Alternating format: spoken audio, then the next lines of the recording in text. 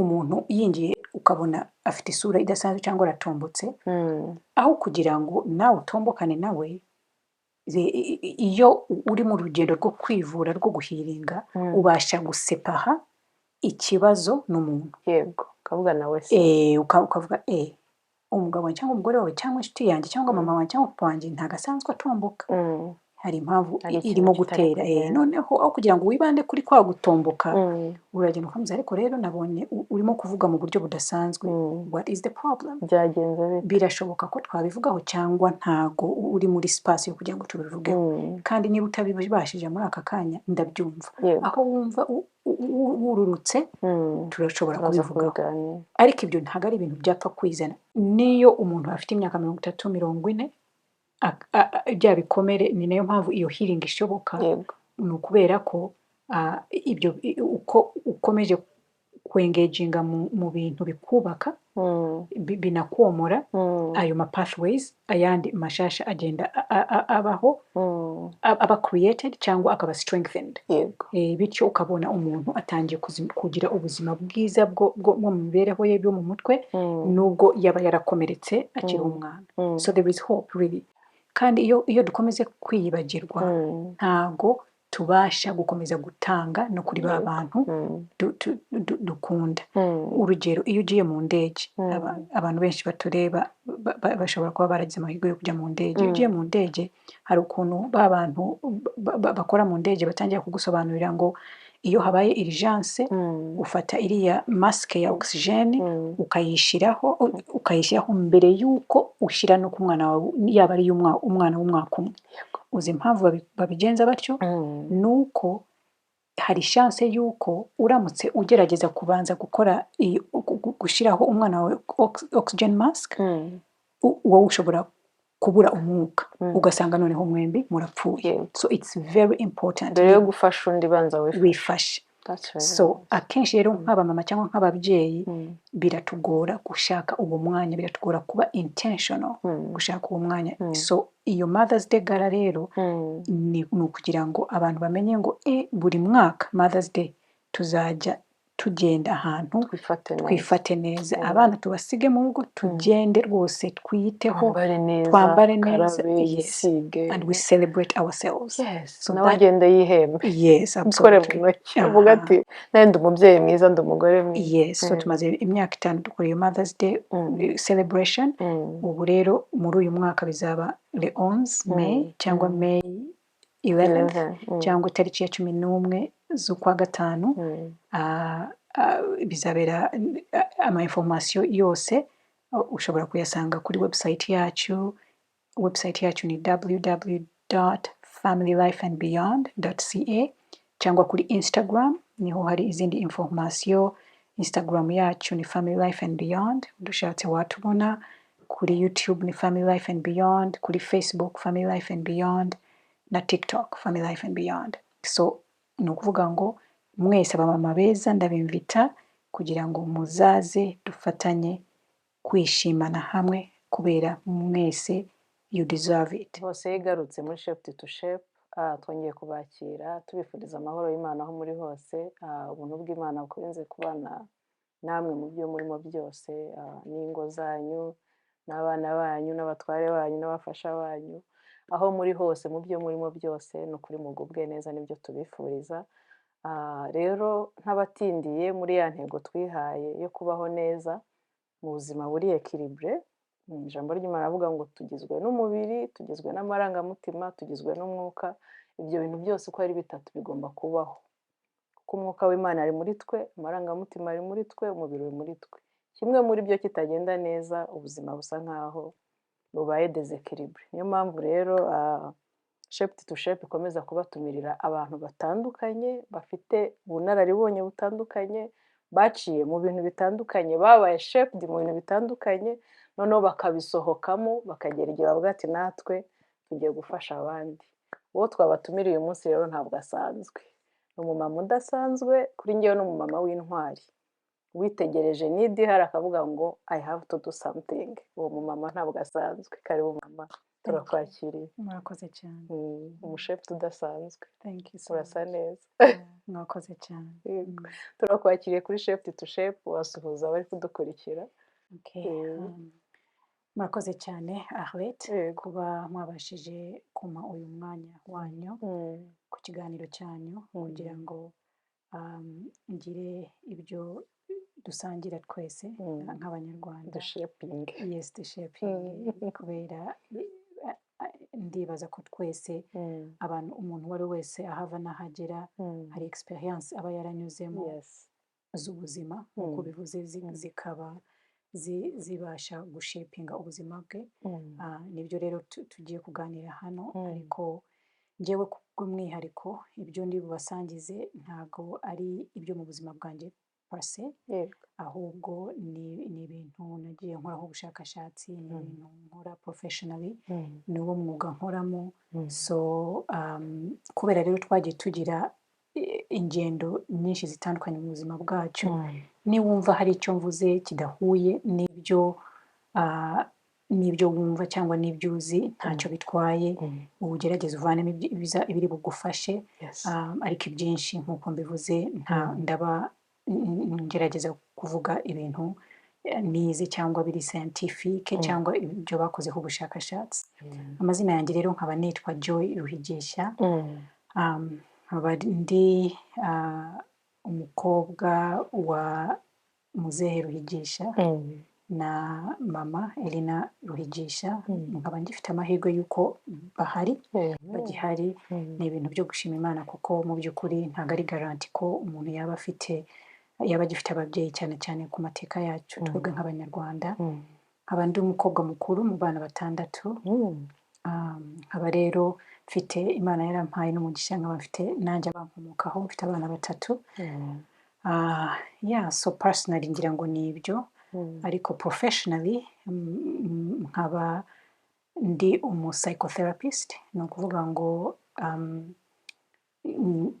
icyo bivuze ibyo mu kinyarwanda ni nko gufasha abantu, yaba ari umuntu individually cyangwa amafamiye cyangwa amacouple cyangwa aba teenagers, nkabafasha mu kwiyubaka cyane cyane mu buzima bwo mu mibereho isanzwe cyangwa mu buzima, icyo nakwita mu buzima bwo mu mutwe. Nibyo nkora hano muri Canada, niho ntuye. Nkaba nanigisha kuri hano hari college cyangwa university, njya nigishamo part time.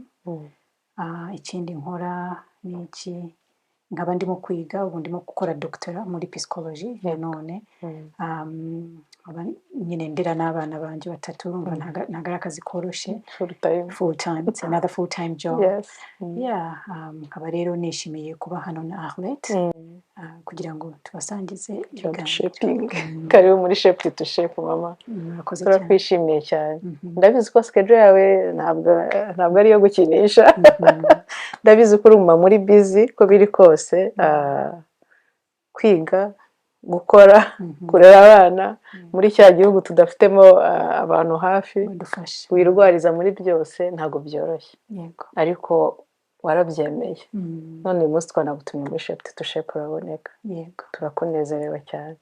Imana iguhe umugisha ko wumva ko hari ibyo wagezeho wasangiza abandi nabo kandi bikabafasha. Ubuzima bwo mu mutwe ntabwo ari ikintu sosiyete duturukamo ivugaho cyane, wenda ubu byaraje cyane cyane mu Rwanda, ariko hano mbona hari ukuntu tuza tukagera muri ibi bihugu, tukaba mu mashift, tukaba abandi mu mashuri, abandi mu bintu bitandukanye, ariko ugasanga nibyo umubiri wenda umeze neza, nibyo turanasenga cyane, ni byiza cyane, turi mu matorero hirya no hino, turakora umurimo w'Imana, turishimye, ariko mu marangamutima ugasanga byarapfuye. Ukagendana n'umuntu urugendo, musengana, muturanye muri inshuti, akaza kwinjira muri divorce ntumenye uko byagenze. Afite amarangamutima ababaye, ariko ntabwo ayagaragaza kubera wa muco twakuriyemo. Twakuriye mu muco uri un peu bizarre, bavuga ngo niko zubakwa kandi akubitwa buri joro. yakwahukana akamusubizayo. yego niyo mico twakuriyemo. So ntabwo mvuga ngo wenda ubu niko biri ariko biradukurikirana. yego So ubwoba bwanjye ni ese ntabwo tuzabiha natwe generasiyo tuvuyeho. icyo kibazo ubajije ni cyiza cyane kandi ibyo assumption ukoze niyo ni ukuvuga ngo imibereho twabayeho muri sosiyete, imibereho ama experience twagiye tugira muri aho twakuriye, mu mago twakuriyemo, mu mashuri twagiye twigamo, relationships nyinshi twagiye twubaka, usanga izo experience zose zaba ari positive cyangwa negative, usanga izo experience zose zigenda zigira ingaruka cyangwa impact mu buzima bwacu nk'aba adult. Ni ukuvuga ngo n'umwana ugitwite mu nda ya mama we, iyo uwo mumama afite stress, akaba afite wenda arimo ku experiencinga depression cyangwa agahinda kakabije cyangwa anxiety, guhangayika gukabije, kubera ubwonko bw'uwo mumama bukorana direct n'ubwonko bw'uriya mwana ukiri mu nda, avuka ari, sinzi ukuntu nabyita mu Kinyarwanda, ariko ari biologically predisposed. Ni ukuvuga ngo biba bimutegereje biramutse iyo environment idahindutse. So noneho na wa mwana uvutse agahura agasanga mu rugo environment itari conducive kubera impamvu nyinshi zitandukanye, kubera wenda ababyeyi barimo gukora cyane, bari absent mu buzima bw'umwana, kubera wenda kubera ibyo banyuzemo, nabo bafite ibikomere byabo, ugasanga ibyo bikomere birimo kwafekta uburyo babanye, ibyo nabyo bigashobora kuba passed on cyangwa ku abana b'abana directly cyangwa indirectly. Byaba ari ukuvuga nanone kubera ibikomere byacu nk'ababyeyi, ugasanga ababyeyi bamwe barimo gukopinga n'ubuzima bakoresheje ibintu bitandukanye nk'inzoga cyangwa drugs zindi zitandukanye, ugasanga ibyo nabyo bifashe wa mwanya umubyeyi ari guha umwana, biwutwaye muri izo nzoga, cyangwa umubyeyi umwe cyangwa bombi banyweye inzoga, bibagiwe ya gahunda bagomba kugirana n'abana, cyangwa iyo umuntu yamaze kuba intoxicated hari igihe nyine avuga nabi. So ugasanga ibyo byose kubera izo traumatic experiences twanyuzemo, ntabwo bitwemerera nk'ababyeyi kugira ngo duhe ba bana bacu dukunda cyane ibi bizabafasha mu buzima bwo hejuru. Icyo nakubwira ni uko ababyeyi bose benshi, ntabwo ndi buvuge bose, ababyeyi benshi bakunda abana babo bihebuje, ariko ugasanga kubera izo traumatic experiences cyangwa ibikomere bagiye bagira mu bwana bwabo, cyangwa igihe bagendaga banyura mu buzima, ugasanga nyine ibyo bikomere bibabujije kuba ababyeyi beza abana babo. Si n'ababyeyi beza, ko ndibaza ko nta mubyeyi mwiza cyangwa ahubwo kuba gufasha ba bana babo mu buryo abana babikeneye. Yego. So ariko the hope is, cyangwa icyizere ni uko buriya nta muntu n'umwe utaragize ibikomere, ahubwo ibikomere bigenda birutanwa degrees, cyangwa bamwe bakagenda bagira amahirwe yo kubimenya bakanivuza. So the hope is that nubwo twagiye tugira ibikomere, ariko hari n'uburyo umuntu ashobora kubyomora no kubivuza, cyangwa no gushakisha uburyo yamanaginga ibyo bikomere bye kugira ngo bigiye gukomeza kumukomeretsa we nk'umuntu, cyangwa wa muntu ye gukomeza gukomeretsa abantu akunda, nk'aba umufasha we cyangwa umugabo we cyangwa umugore we cyangwa n'abana n'abandi inshuti ziba zimuzengurutse, no mu kazi hose, ibyo dufite n'ibyo dutanga. Yes. Rero ngenda reba iyo generation nkavuga ko se ubu nta kintu ababyeyi twakora. Icyo ni ikibazo n'ukuri maze igihe ndi kwibazaho.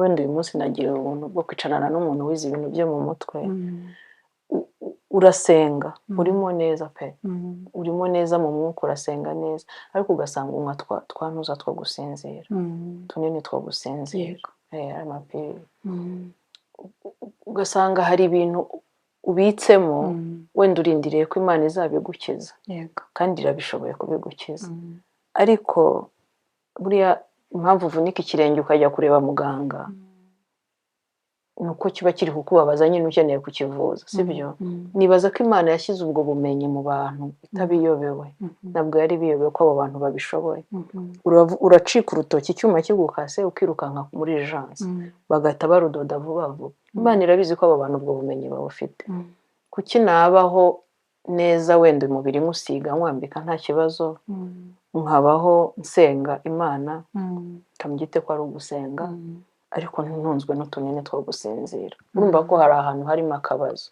cyangwa nkubita umugore wanjye cyangwa nshihura abo mu rugo narabamaze numva ko hari ibintu bitagenda cyangwa ndota nabi bigatuma umunsi wanjye wirirwa wapfuye haba hari realite nyinshi mu mago ariko niki twabwira uyu mubyeyi uri kubaho ubuzima ngewe mbwita buvanzemo no gufekinga kugira ngo ahayidinge umubabaro we n'agahinda ke atari consciente ko ibintu ari gukora birimo birafectinga abo mu nzu ye abo muri urwo rugo tuba tubivuga tubizi twarahaciye nukuri ukabamara utabizi ko wabamaze kuko abenshi ntabwo bahita biranda konta arabibona ko there is something wrong ariko ntashaka kubikozaho urutoki kugira ngo adatonekara buriya nasanze no muri ibi bihugu bitoroshye kwivuza aya marangamutima turimo turavuga kubera gutinya gutonekara kandi ubizi ko nta mwanya ufite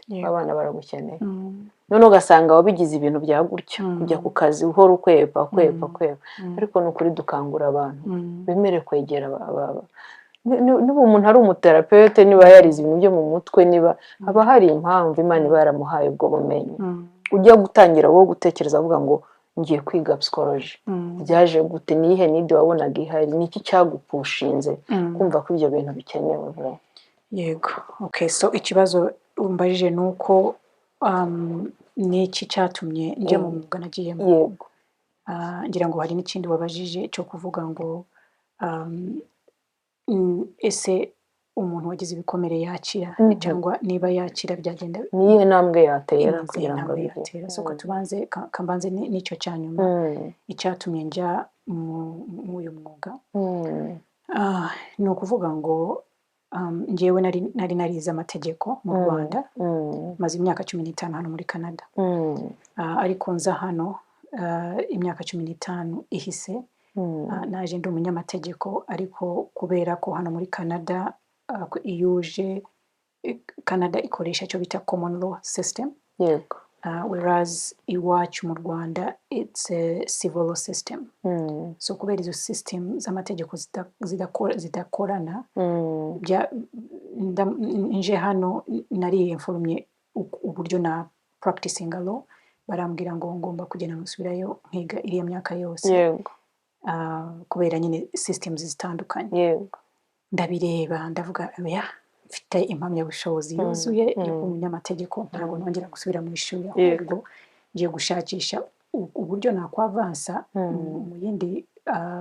mu yindi domaine ariko muri domaine izanyemerera gupractica ibyo nziga n'importe aho waba uri hose yego ubwo rero nkiza nagiye nkora muri Newcomer Center nafashaga nyine aba immigrants n'aba refugees bakiza nubwo nari nkiza nanjye nibwo nari nkiza ariko ngira amahirwe yo kubona ako kazi kuko ari akambere hano muri Canada muri iyo centre nakoragamo harimo aba psychologue harimo aba social workers harimo aba support workers nkanje nkasanga rero abantu benshi banzagaho ibibazo nubwo bari bafite ibibazo physique kuko iyo ukiza mu gihugu hari ibintu byinshi gushaka aho kuba ibyo uzarya aho uzahera ubufasha financier ibyo byari bihari koko ubibona ariko on top of all that cyangwa underneath cyangwa mu mizi y'ibyo bibazo byose wasangaga abantu bafite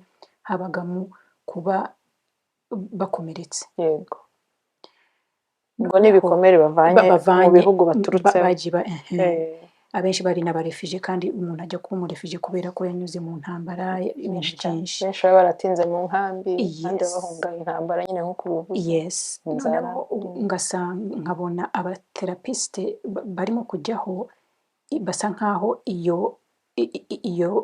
realite batayumva neza yego ntabwo bahumva njyewe rero nkahumva ariko nkaba ndafite impamyabushobozi yo kubafasha neza mu buryo nifuzaga ubwo rero nkomeza gushakisha uburyo nafasha abantu mu buryo bufatika kandi mu buryo buzabafasha nkora research mbona ko kujya mu mwuga wa psychology aribyo bizamfasha bigafasha n'abandi so niko I ended up yabaye gutyo so ariko nkaba naturally ari undi umuntu ukunda gufasha no kumva abandi ku buryo naho muri centre nakoraga abantu bose barambwiraga Joy you can make a good therapist kuko urumviriza abantu urihangana ukunda gufasha I think ni ibintu ukora naturally effortlessly so nkombayininga rero iyo nka talent nari mfite cyangwa natural skill nari mfite umuhamagaro wari muri wowe noneho no kuba hari need y'abo bantu ndavuga ndabihuza so nuko nguko na ending up nkora uyu mwuga ariko I'll tell you this my hope and prayer nuko umubyeyi wari wese umuntu wari wese akeneye nka cours ya psychology kuko technically psychology no kuvuga ngo it's for you to understand cyangwa kumva uburyo impamvu abantu babayeho uko babayeho niki gituma personality y'umuntu umwe imera ukundi iyundi kamera ukundi niki gituma undi avuga aranguruye ijwi undi akavuga atuje so umaze kubisobanukirwa ibyo bintu icyambere uba more gracious cyangwa ntago bikwihutira kupasa judgment ku bandi bantu tangira kumva abantu birenze biguha iyindi perspective y'ubuzima so that's my hope and prayer ni nayo mpamvu nahisemo ko ibyo nize nzajya mbisangiza abandi mu buryo bumwe cyangwa ubundi kuko ntago ari abantu bose babibasha kubigeraho so that's why I ended up doing what I ended up doing and I never regretted it now iyindi question wabajije ese ku muntu wakomeretse birashoboka yuko yatangira gukira cyangwa nizihe ntambwe yatera yes ngo ugerageze ubwire ubizi n'utabizi yes ariko yibona ari bizarre akabona ko akabya akabona ko ntazi impamvu ameze uko ameze ariko akumva ubwo nuko ajya bavuga ngo iwacu nuko akabyita ukuntu ariko bombi babwira aba bantu ubizi ko akeneye help n'utabizi vraiment so nukuhe yatangira nihe yahera so nkuko nabivuze abantu benshi twanyuze tufite ibikomere mu buryo bumwe cyangwa ubundi yego nanjye uvuga byitwa ko nabyize mfite ibikomere nagize ibikomere kandi nacyabifite uvuga ngo kugenda muri healing cyangwa uko gukira ni processes yego ntago ari ahantu ugera ukavuga ngo njyewe I've arrived cyangwa narakize nta n'ibindi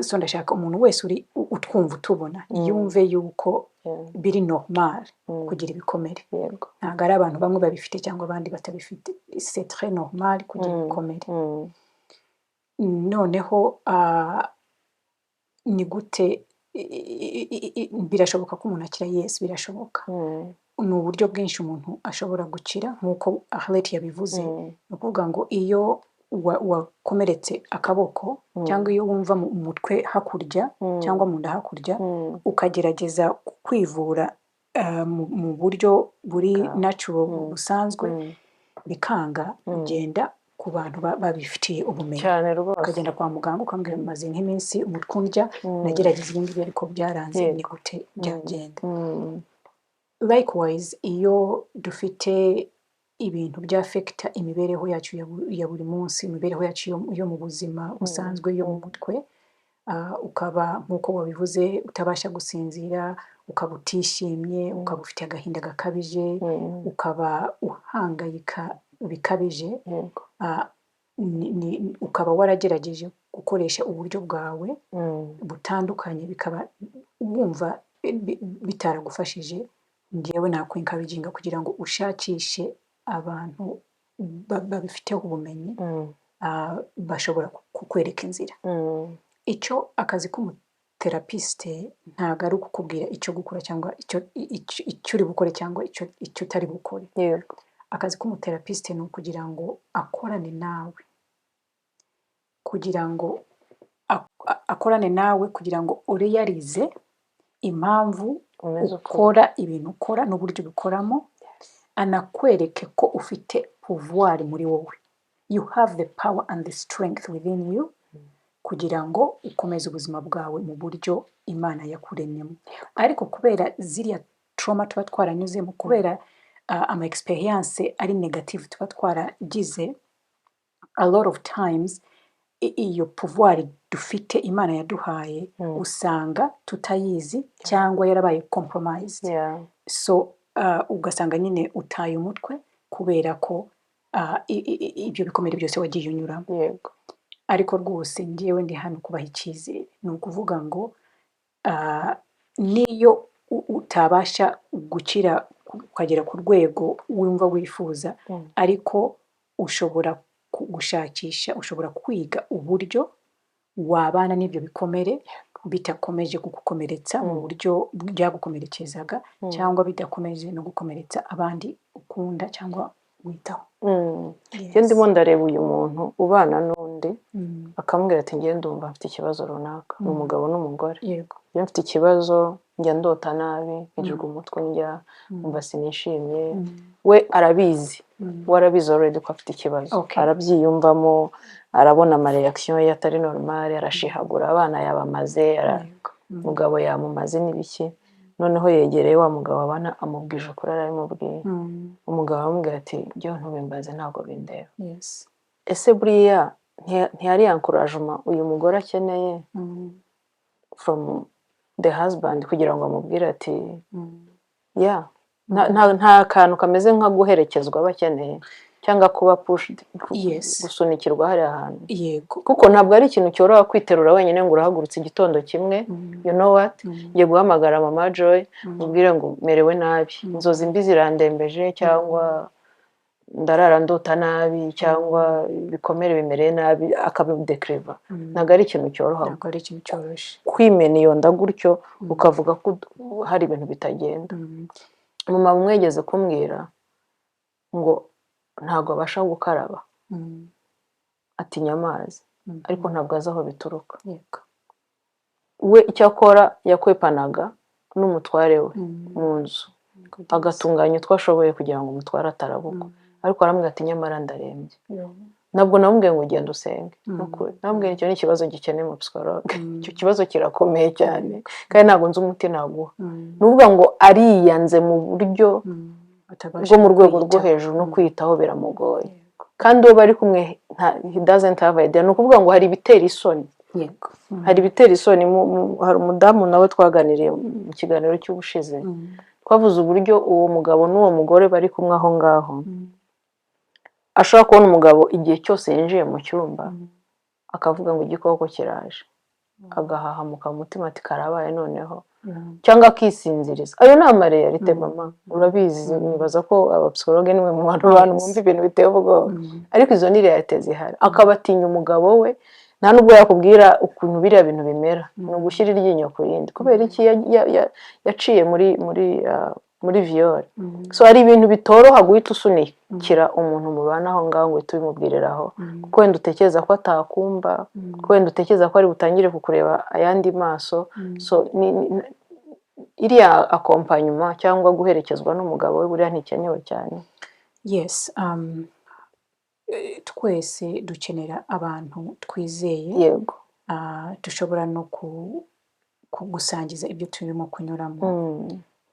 Ariko the sad reality is ntago abo bantu dushobora kuba tutabafite kubera impamvu zitandukanye. gukira kwanjye no kugenda gushaka help is my responsibility. Yego. Hard as it is, nubwo bikomeye nk'uko bivuze, ndemeranya nawe ijana ku rindi yuko kugira ngo ugende ushakishe ubufasha ku kibazo kitagaragara n'amaso yawe cyangwa n'ayundi ukwegereye biragoye pe kandi biri scary 100%. Ariko kutabikora biragoye kurushaho. Yes, biragoye kandi biteye ubwoba kubikora, ariko kutabikora, guhitamo kutabikora biragoye bikurushaho. Yego.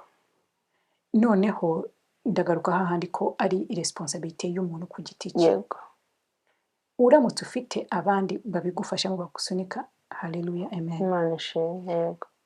Ariko ndashaka umuntu wese udukurikira yumve yuko ubuzima bwe, bwaba ubwo mu mubiri physically, bwaba ubwo mu mutwe, bwaba ubw'amarangamutima, bwaba ubwo ariko bwose, it is your responsibility. Akenshi iyo tugiye mu relationships, usanga dusa nkaho dushakishamo ibisubizo by'ibibazo natwe twananiwe kubona. Ugasanga tuvuge umwana yakuze wenda adafite ababyeyi, atabona papa cyangwa atabona mama, noneho yajya gushaka akumva ko wa mugabo azamubera papa cyangwa wa mugore azamubera mama. Kandi umugore wawe cyangwa umugabo wawe aje gukina indi role. They are meant kuza kuba partner wawe. They are not meant kuza kuba umumama wawe cyangwa papa wawe. Ibyo biri mu bimwe nyine biteza ibibazo. Akazi igeze aha kabibura. So ngarutse rero kuri cya kibazo cyo kuvuga ngo ese wa mubyeyi cyangwa wa mupapa ubana n'undi akaba afite ibikomere ntakeneye kundi amusunika. Bibaye ari byo ni byiza. Bibaye ufite umuntu ukumva understanding ibi bintu, it's amazing. Unfortunately tubana n'abantu nabo batabisobanukiwe, batazi n'uburyo badufasha, ugasanga nawe they have no clue, ntago bazi aho bahera. Nubwo bagukunze akwishimiye, ariko they don't understand it, ntago babyumva nabo. So ugasanga noneho wa muntu kubikomera afite yumva ko noneho na wa muntu atarimo kumwumva, ugasanga bizanyemo friction. So ndibaza ko nsubije ikibazo cyawe. Uragisubije neza cyane. Uvuga ngo hatari iyo help y'umugabo, we nafate step ya mbere. Avuga ngo you know what, niyo mpamvu twahamagaye Mama Joy, ni ukuvuga ngo na nimero ye natwemerera turaza kuyishyiraho niba nta kibazo ya WhatsApp. N'ugushakisha abantu nk'abo. Njyewe wenda nkanjye ku giti cyanjye sinibaza ko najya kureba umuzungu ngo mubwire ngo mfite ibibazo ibi n'ibi, ariko nagize Imana nkabona mwene wacu wabyize, uzi ubuzima bwo mu mutwe ubizi. Ni amahirwe twagiriwe mama. Uri umugisha kuri community yacu. Uri umugisha ku Banyarwanda, Abarundi, Abanyamulenge, abumva ururimi turuvuga bose, uri umugisha no ku bazungu kuko uri n'umwanglofone. Ariko twebwe ni ukuri abantu bakumenye, ni ubuntu bugeretse ku bundi, kuko bagira secret professionnel, ntabwo bavuga iby'abandi. Ariko hari igihe utekereza ujya ku muzungu kumva ntabyo ari bwumve, aho ukaba wagira Imana ukaba ufite nka WhatsApp ye saa 10 za mu gitondo bigufasha, ukaba wamwandikira byuka akagusubiza, kubwira tuze kundeba ku biro, uze kundeba mu rugo se, uze aho ukorera hariho hose. Noneho hafite n'ahandi ama platform akorera hatandukanye. Ni ubuntu bugeretse ku bundi mama, ntabwo tubifata for granted. Kuri uri umugisha kuri community. So uyu mupapa ntago abashije gufasha uyu mumama. Umumama agomba gufata initiative. Kuvuga ati narasenze ntacyo ntakoze, nariyirije abapasiteri baransengeye, nakorewe za deliverance, ariko kuki nkiri ku miti yo gusinzira? Wowe wenyine ifatire iyo ntambwe, ajye gushaka help, nkuko ajya kwivuza urutoki, nkuko ajya kwivuza amaso, sibyo? Reka rero tuvuge ku ngaruka z'ibyo bintu. Igihe hatabayeho kuvurwa, niki kiba rero sasa? Igihe hatabayeho gushakisha uburyo wakwivura wowe ku giti cyawe, cyangwa wagenda ugashakisha abakuvura, abagufasha nyine muri iyo process, ingaruka zagira ni ukuvuga ngo ukomeza kubaho ubuzima butuzuye. Ukomeza kubaho ubuzima butuzuye, ubuzima butishimye, bikagutera agahinda gakabije. Bimwe mu masimptome y'agahinda gakabije aba ariyo depression. Ni uko tuvuge muri periode kuva ku byumweru 2 cyangwa 3, 2 to 3 weeks, uba utabasha gusinzira neza, uba utabasha kurya cyangwa ukarya bikabije, uba ufite intekerezo ziri negative, zishobora no kugutwara ahantu hari dark, ho kugira ngo ukomeretse ubuzima bwawe cyangwa ubuzima bwawe ubutware, suicide. Kwiya ku buzima. Yes, wakoze. Kwiya ku buzima. Iyindi symptome ni uko ushobora kuba activity wakundaga, tuvuge nkanjye nkunda kubana n'abantu, nkunda company, I like to be around people, kwakira abantu, gusabana. Iyo rero natangiye kuruzinga interest muri ibyo bintu, ishobora kuba imwe mu masinye. Niba wakundaga gucleaninga iwawe ugasanga ntabwo ukibyitayeho, ikindi ni uko ndibaza ibyo nibyo bize mu mutwe. Iyo ufite ayo masinye kuva ku byumweru 2 cyangwa 3, bishoboka yuko, ntabwo mvuze ko kaba ari agahinda gakabije, ariko bishoboka yuko kabariko. Iyo utangiye rero kubona gutyo, jya kwa muganga umuganirize, umubwire ndimo kureba impinduka mu buzima bwanjye, ndifuza ko wamfasha kumenya icyo gukora. Abaganga basanzwe bashobora kukurefera noneho mental health professional uzagufasha mu iyo nzira. So iyo utabikoze rero, ni ukuvuga ngo ukomeza kubaho ubuzima butishimye, kandi mubizera Imana yaturemye kugira ngo tubeho ubuzima bwuzuye. Noneho uretse wowe nk'umuntu, ba bantu bagukomokaho cyangwa abantu ukunda, nabo batangira kuba aba victime y'ibyo bikomere ufite. Ugasanga ba bantu ukunda cyane, surtout abana bawe, ko bafite abana, ntago basanta rwa rukundo bafitiye, kubera harimo birantega, harimo iriya bariyeri idashobora gutuma ruriya rukundo barwakira nk'uko urwumva wowe indani. Waba ufite umugabo cyangwa umugore, umupartner, ugasanga harimo inzitizi, ugasanga imiganirire yanyu, communication yanyu irimo kuba compromised, kubera ko ntago ibyo wumva muri wowe utabasha kubyexprima cyangwa kubivuga mu buryo abyumva. Ukashobora kuba hari ikintu kikubangamiye, kugira ngo uze ugisobanure neza, umubwire rero arete, ibyo wambwiye n'uburyo wabimbwiyemo byankomerekeje, aho kugira ngo uze ubivuge, swat urabicecetse bikugumyemo indani, cyangwa uratombotse. Ukaza usakuza. Iyo umaze gutomboka rero, wa muntu niyo ibyo uvuga bifite ireme, araza kwibanda kuri kwa gutomboka, nawe atomboke cyangwa aceceke, usange noneho cya kibazo ntabwo gikemutse. Kandi mu by'ukuri ikibazo ntabwo ari conflict, ikibazo ntabwo ari ukugira ibibazo mu ngo zacu cyangwa conflict. Nta muntu n'umwe, n'abize bakaminuza, n'abapasiteri, byitwa ngo n'abapasiteri nyine ku basenga, nta muntu n'umwe utagira ikibazo mu relationship zacu dufite, zaba ari umugabo n'umugore, zaba ari mu bavandimwe, zidakomanya amahembe. Yes, byaba mu babyeyi n'abana, ntawubaho atakomanya amahembe.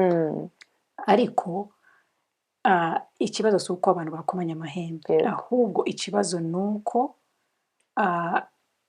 uko tutabasha kumenya uburyo twakemura ibyo bibazo byaje, uburyo ayo mahembe nakomanya turabifata turabikemura dute. Niba umuntu yinjiye ukabona afite isura idasanzwe cyangwa aratombotse, aho kugira ngo nawe utombokane nawe, iyo uri mu rugendo rwo kwivura rwo guhiringa, ubasha gusepaha ikibazo n'umuntu. Yego, ukavuga nawe ukavuga umugabo cyangwa umugore wawe cyangwa inshuti yanjye cyangwa mama wanjye cyangwa papa wanjye ntago asanzwe atomboka, hari impamvu irimo gutera. Noneho aho kugira ngo wibande kuri kwa gutomboka, uragenda ukamuza, ariko rero nabonye urimo kuvuga mu buryo budasanzwe, what is the problem? Birashoboka ko twabivugaho cyangwa ntago uri muri space yo kugira ngo tubivugeho, kandi niba utabibashije muri aka kanya ndabyumva. Aho wumva wururutse turashobora kubivugaho, ariko ibyo ntago ari ibintu byapfa kwizana, especially yuko tuba twarakuriye muri environment aho umwana atabashaga kuvuga ibyo yumva. Na n'ubu biracyaba, umwana ni muri kwe, opinion y'umwana ntimataranga cyangwa ibyo experience arimo kunyuramo iri emotional ntago ikonta. Uvuga ngo ni umubyeyi, ibyo mvuze ni ibyo, ntago nsubirwamo. Wa mwana rero iyo amaze kuba adult atangira gustrugglinga no ku expressinga ibyo yumva mu mutima we. Noneho byaza ku mwana w'umuhungu, ni nayo mpamvu abagabo benshi bagira ikibazo cyo ku expressinga ibyo bumva muri bo, aho kugira ngo babivuge neza, bakagira imijinya. Kubera ko kuva umwana w'umuhungu ari muto, the boy child, baramubwira ugomba kuba umugabo. Even especially in our culture baravuga ngo nta mugabo urira, atemba ajya mu nda. Yego. So ugasanga rero wa mugabo cyangwa wa muhungu ari closed off, arabifungirana muri byose yumva nibye ngo aragenda wenda arire ahandi aho batamubona. Kandi reka mbabwire rwose, nta soni biteye, there is no shame mu kuba wumva utameze neza ukabasha kubivuga, ukabibwira umuntu uwo ari we wese wumva wizeye. Ntabwo uzagenda usakuza ku bantu utumva utazi, ariko it's extremely important. Niyo utabasha kubona ubibwira, fata urupapuro, fata agatabo, wandike ibyo wumva biri mu mutwe wawe cyangwa ibyo wumva biri mu mutima wawe, ko use nkaho ubisohoye. Utabisohoye bigumamo, ariko bikazazana izindi ngaruka ziri mental, ariko zitari na mental gusa, na physical. Ni ukuvuga ngo stress na trauma na anxiety na depression, ibyo byose iyo bikugumyemo utabasha kubigera, bitangira kugira ingaruka ziri physique. Ugasanga abantu barwaye umutwe constant, cyangwa arwaye ama organs mu indani, atangiye kuba kunanirwa za cancer, atangirwa kunanirwa gufunctioninga cyangwa stroke. So ni ukuvuga ngo ubuzima, ibintu byose birakorana, physical ikorana na mental, na mental igakorana na physical. It's really important that we take care of our mental health. Abantu twarashize twese, twarashize, ariko hari umuti. Yes. Ariko ngiye mbona uwo mwanya turawima, ntabwo tuha priority, sinzi impamvu. Yego. Turashaka kuza ukava ku kazi ugateka ukagira udushyi, ubikorana wa mujinya. Akabigasekwa wakeza, reka twisekere. Ukaza ugakora vacuum n'umujinya, abana babamaze, nushaka abana bakina banduza, ukaza ugateka, ukaburi kubara amasaha ageze kugira ngo ujye kuri shift ya kabiri, umugabo akaba arinjiye, njandikira umwana mu mazi, muri shishi, icyumweru kigashira ikindi kikaza, tukaba mu buretwa, ariko mu mutima wawe ubabaye ufite agahinda, ubabaye ushize neza bikurangiranye. Ariko se amaherezo nayahe? Uwo mwana arimo ararenga imyaka 6. Numvishe ngo hari imyaka abana batangira gukomerekeramo cyane, sinzi niba nabyo wenda hari ukuntu bizi. Amarangamutima y'abana atangira gupfa kuyihe myaka, bitangira gupfira he? Kuva akiri mu nda. Kuva akiri mu nda. Donc nta kantu na kamwe yibagirwa. Bashobora kwibagirwa, ariko ni ukuvuga ngo ubushakashatsi cyo buvuga, ni ukuvuga ngo kuva umwana akiri mu nda avutse, cyane kugera ku myaka 7-8, iyo myaka bayita ngo the formative years. Donc ubwonko bw'umwana burakura cyane mu iyo myaka ibanza. Ubwonko bumeze nka eponge. So ni ukuvuga ngo buri very fragile. Uburyo rero burakura cyane muri iyo myaka, so yaba ari amagambo tubwira abana, yaba ari experience barimo kugirana natwe niyo twaba tutavuze, ameza ari healthy n'atari healthy, ibyo byose biragenda bikashobora kujya ku bwonko buri subconscious. So ni ukuvuga ngo hari ukuntu ababyeyi bavuga cyangwa ababyeyi tuvuga ngo yari umwana ntabwo abyibuka. Yes. Ashobora kutabyibuka ngo avuge ngo uyu munsi n'uyu munsi byagenze gutya na gutya, ariko iyo experience yagize cyangwa ataragize, kuko it's not just what happened to us, it's also what we did not experience. Ni ukuvuga ngo niba umubyeyi ari absent, akaba ahari cyangwa adahari cyangwa atanahari burundu, ni ukuvuga ngo wa mwana arabisanta. So ntabwo ari ibyo abona gusa n'ibyo yumva byonyine bimwafekita neza cyangwa nabi, n'ibyakagombye kubamo ariko ntabibone nabyo bishobora kumwafekita. Yes. So ni ukuvuga ngo ya myaka 7 cyangwa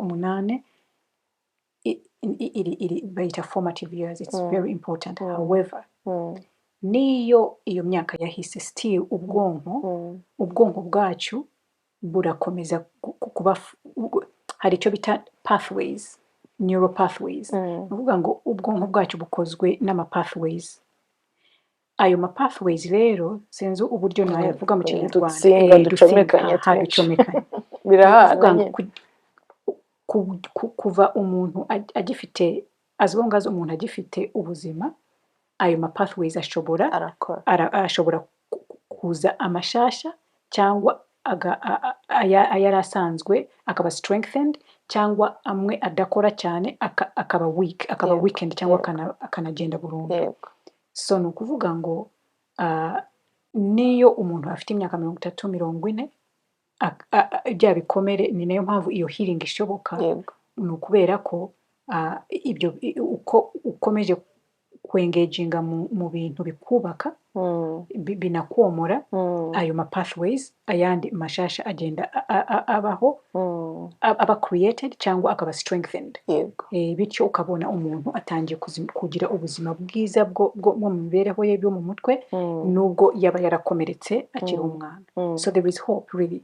Ariko kuba gifite abana bato bagifite ayo mahirwe, ni ukuvuga ngo wafatirana hakiri. Yes, ni ukuvuga ngo ushobora kumenya trajectory y'umwana wawe, ibintu ukorana nawe n'ibintu umurinda cyangwa umuprotectingamo, ibyo bintu byose bigenda byiyongera kuri uwo muntu icyo azaba amaze gukura. Ni ukuvuga ngo nari ngiye gutongana, ariko umwana arahari, reka nifate. Yes. Uwumugiriye neza, uwumuhaye amahirwe y'uko mu rugo rwe atazatongana. Nari ngiye gukubita urushyi, ariko reka nifate. Nari ngiye kumena iki kirahure, ariko reka nifate. Uri kumuha chance y'uko za nsinga ziguma ziri mu mwanya wazo, ziri amahoro. Uri kumuha ibyiza azajyana mu rugo. Absolutely. It's not by chance. Kuba turi abo turi, c'est pas par chance. Ni ibintu tukreye, Imana yaduhaye. Niyo mpamvu ngira ngo na Bibiliya ivuga ko we are co-creators. Yes. Ni ukuvuga ngo dufite pouvoir. Njyewe Imana sinyizi, sindayibona. Aho menyera Imana ni muri Arlette, ni mundi muntu, cyane cyane ababyeyi. Niho tuvuga ngo okay, this is the God. So ni ukuvuga ngo ntago umwana kubasenga, abizera Imana ntago utangira kubwira umwana Imana atarigeze abona, kandi wowe ubwawe urimo kumumerera nabi, kumugwa nabi, ukandi umubwira Imana. Igihe cyose winjiye atangira guhamuka, igihe cyose winjiye azi ko ibyo ugiye gutongana, kandi mwajyanye gusenga, yakubonye ko uvuga Imana. N'abakijijwe barabikora. Abakijijwe rwose barabikora. Ibintu bitatu barakomereka. Ibintu bitatu cyangwa 4 umwana akeneye mu buzima. by'ingenzi uretse kuba ajya mu mashuri akaba afite urugo aho ashobora kuza akaryama akagira n'ibiryo arya.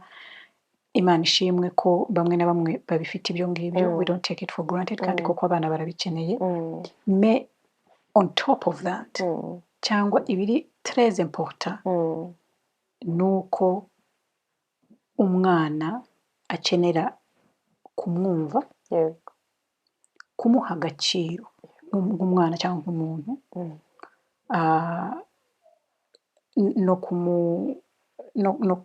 no kumva ko ari emotionally safe, yumva afite safety, akakufungurira amarangamutima yakakubwira kandi akumva umwumva. Absolutely.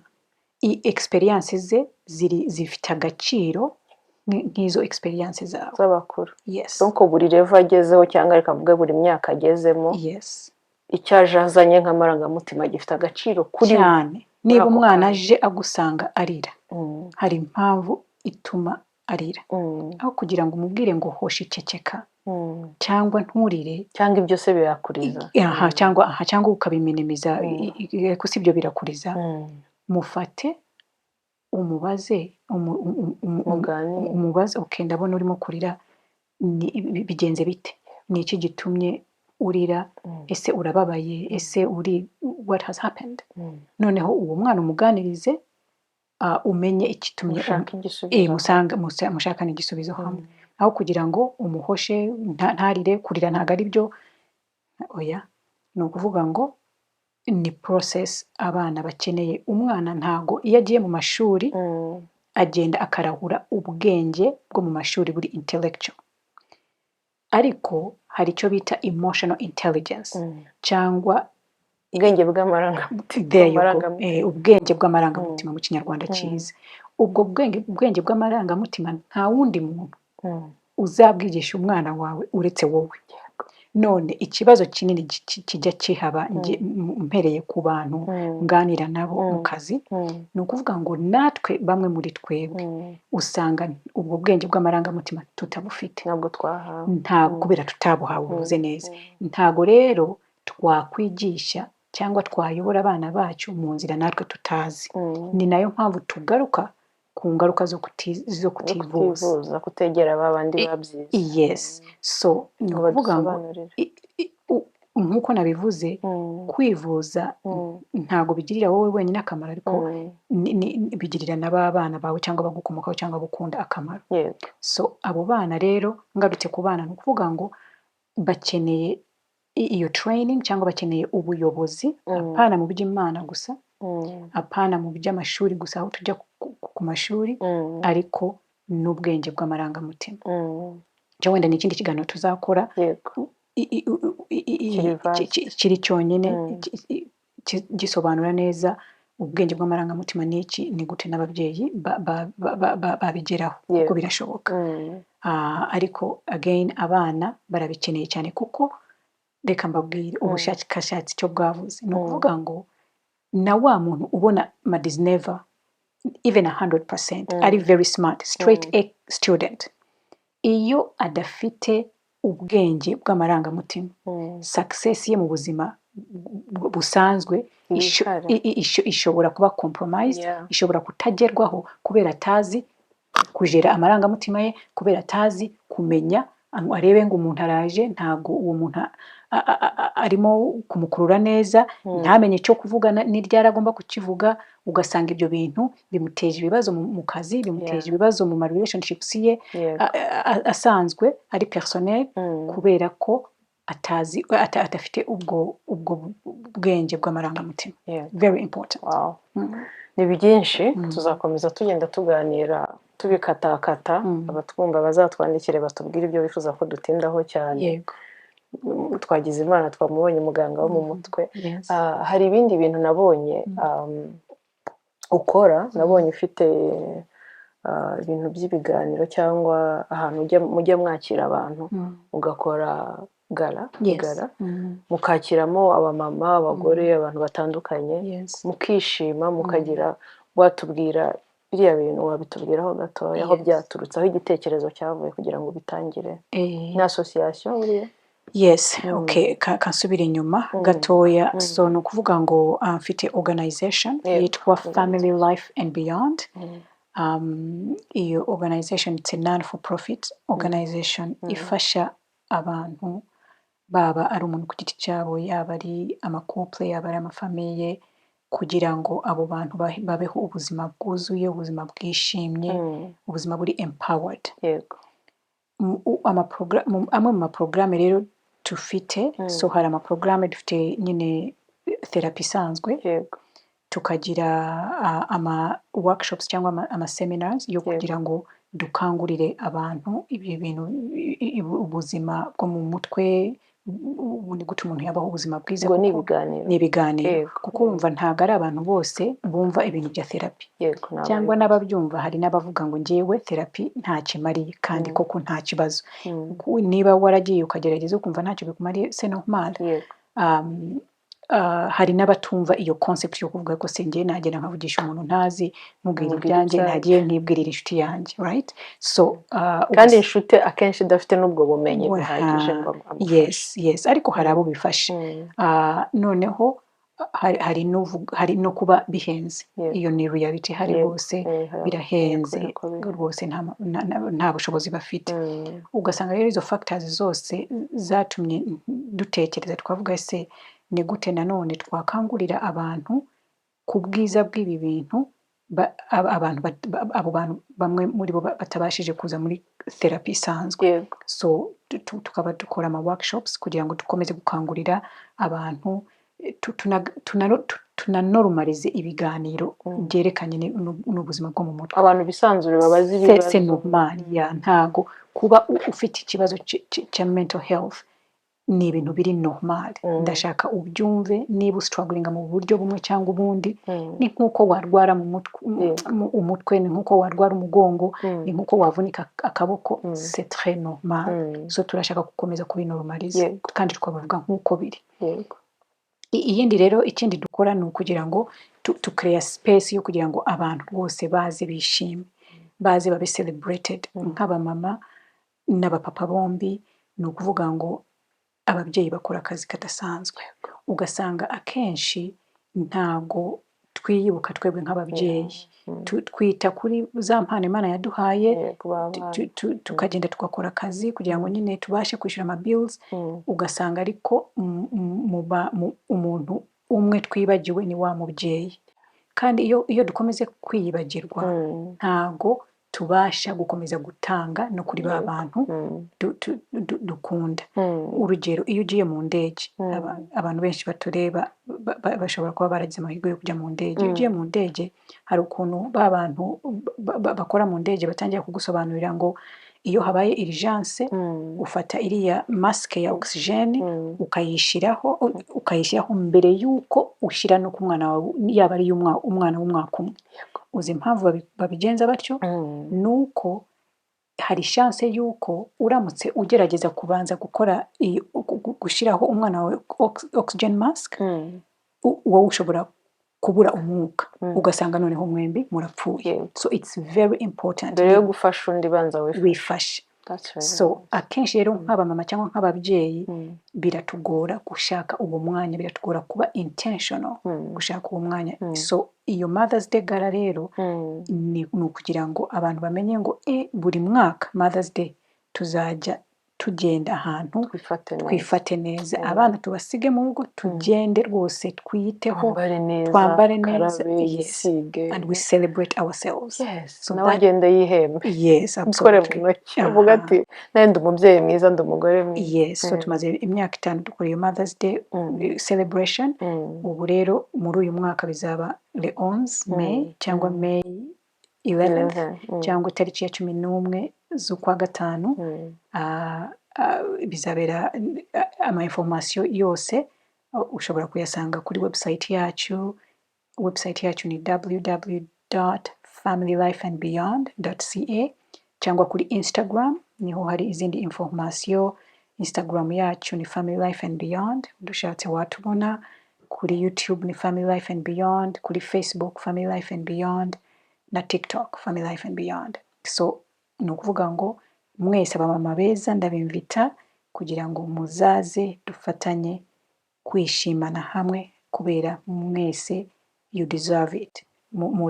Deserve, how do you say deserve? Nabo byababera. Tubivuge gute? Nabo Murabigomba. birababereye. Yes. Nabo birababereye kugenda bakifata neza. Yes. Murabikwiye. Yego barabikwiye. Urakindushije. Kukindushije. Murabikwiye. Yes. No n'utuntu tutamenya, utwo tuntu uvuze ni ukuri, turabyuka ku cyumweru tugakaraba tukambika abana, tukajya mu nsengero, tukumva it's enough. Yes. Aba wenda anniversaire bagutumiye ukaba wakwikozaho iminota 2, ariko ni gake dushyira byose ku ruhande as mothers. Yes. Ukavuga ngo nk'abamama natwe tugiye kwicara ahantu hamwe, Yes. nibuka agakanzu ko nanjye kambera keza, nisiga akaverni se neza, abana mbasigire papa, ngende nanjye nicara ahantu. Nukuri n'abarokore mu byumve namwe rwose birabareba, namwe byababera. Nta nzoga ziba zihari, ni ibintu by'abamama bishimye bashaka kwinezererwa. Haba hari utuntu turyohereye, haba hari ibiryo, si byose muba mufite na food. Uwo munsi nta guteka, muzaze tuzabatekera, hazaba amafoto, abakunda gufata udufoto twiza, tuzaba dufite umufotographe wa professional, hazaba hari ibiganiro bitandukanye, hazaba hari no kubyina, kwidagadura ikinyarwanda cyangwa n'abandi hazaba hari n'abandi bantu baturutse ahandi mu yandi mahanga, hazaba ari gukonekita n'abandi bamama mu buryo bundi butandukanye, ukanamenyana n'abantu basohoka hanze ukishima nawe ukanezerwa. Kuba abana iyo utashye tubaha umunezero, wa mugabo iyo utashye utamubwira ngo sherizi byari bimeze, nawe utaha wumva hari ikintu cyandutse kuba wagiye kurahura. Kubera ko nawe warahuye mbere yo guha abandi natwe twikunde. C'est dommage ko biba rimwe mu mwaka gusa, uzabishyire kenshi. Tujya tugenda tugira ibindi bitandukanye, ariko muri me ni Mother's Day. Igihe cyose mugiye gukora ikintu gica hano dutumira, gica hano dutumira, ujye udutumira. Yego tuzanezerwa mama, twavuze byinshi. Ufite icyo mbishemo abwirwa benshi akumva beneyo, buriya mweneyo yavanyemo iki, niko nkunda kuvuga. Buri wese abatoye yatoye make, ariko dutekereze twiyubake, twiyubake tubashe kubaka abandi, sibyo siko twabivuga buriya. Mbere yuko ujya guha abandi nawe banza witekerezeho, kugira ngo ubashe guha abo bana avenir nziza, ubashe guha abo bana ingo nziza bazabamo mu gihe kizaza. Tuzagenda tuganira ku bintu bitandukanye. Turagushimiye cyane mama. Yes, murakoze cyane. Shaped to shape. Mwakoze cyane kuntomera, nishimye cyane kubana namwe muri aka kanya. Ukeneye ubufasha wari we wese nkuko nababwiye, mujye kuri website yacu, turaza kwishyiraho hasi, turaza gushyiraho link, turaza gushyiraho WhatsApp yawe n'izindi ntuzi ukoreraho zose, platform zose ukoreraho, turaza kuzibaho kugira ngo wumva byihutirwa muri we warunaniwe cyane, nukuri atangira na gukontakte hakiri kare. Mufite secret professionnel, turabizi ko bizakugumamo ntaho bizajya.